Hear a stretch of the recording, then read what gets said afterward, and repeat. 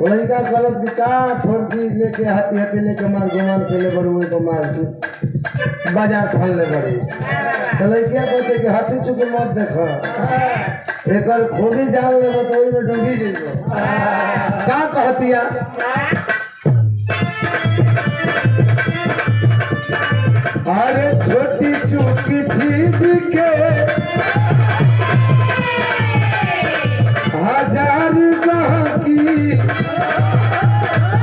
अच्छी खले बाजे जे उलेला महंगी